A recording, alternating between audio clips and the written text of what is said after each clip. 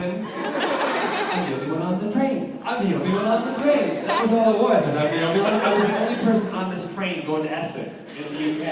And I recorded that and put it online. Now everybody, like, they put things on going, I'm the only one on the bus. I'm like, it's my song. I'm not the only one on the plane. I'm not the only one on the plane. No, you're not, because it's full! Is that good enough? Thank you. Gentlemen agree. Hello, this is more about the craft. I thought you were going to say about crash.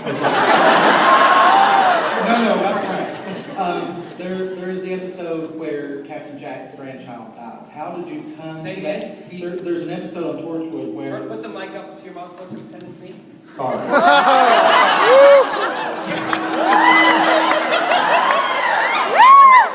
He's not disagreeing.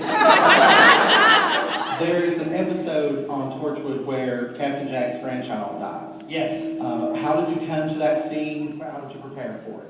I have to be totally honest with you. I am not one of those actors who delves into the depths of their doldrums to find the motivation of the sequence of events that are prior to the moment. I just get up and do it. Wow. And I think a lot of other actors are that way also, and I don't have nothing against the actors who have that progression, except that just hurry up and get to that moment, because I really want to go home and eat dinner, right? So we did, at Torchwood, we wouldn't get into those heavy, but I think sometimes when you play the truth of the moment as you're doing it, that is the best way to get the intensity and the truth across. It was a hard scene to do because the young boy, Bear is his name, and he was not any of the ones that you like.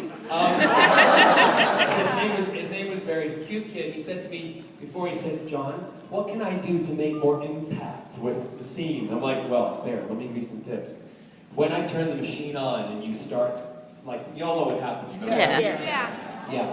When it goes and it happens, and you want to make it look like it's going to be, terrible. I want you, because he was doing it in a couple of takes. It was just plain, and then he would fall and da-da-da. I said, Bear, start shaking a little bit, and then start violently shaking, and tell Ward or makeup to put a little bit of blood that drips out of your nose. Oh. Do something, I said, because that'll freak people out. It's like, okay, so this kid got up, and he shook.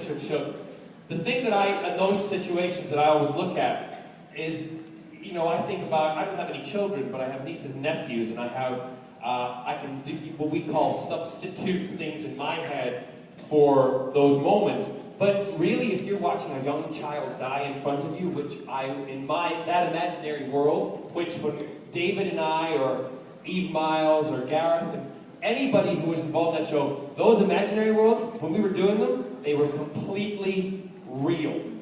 That was real to us. That was another world that we were creating, which is why I think you all went and caught on to it and loved it. Because we treated it. We didn't treat it like, how stupid is this? Da-da-da. Never. Ever did we think that. So I think that's what makes those scenes work. People used to come up to me in the supermarket, walk past me, these women, men would come up, these women would go up, be at the frozen food section, looking like I'm at the frozen food section. What do you think? And fish fingers. Fish finger sandwich with ketchup. Delicious. Anyway, it's like a hot, what is it, Hot brown? Hot brown. Yeah. I told Scott I